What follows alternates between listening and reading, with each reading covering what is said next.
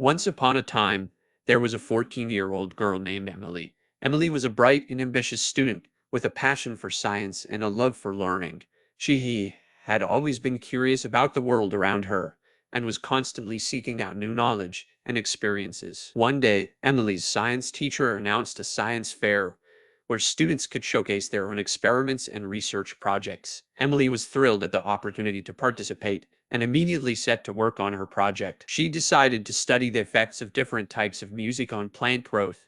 She set up a series of experiments using different genres of music to see which type would lead to the most growth in her plants. Emily spent weeks carefully monitoring her plants, taking measurements and collecting data. She worked tirelessly, spending long hours in the lab and even coming in on weekends to tend to her plants. Finally, the day of the science fair arrived.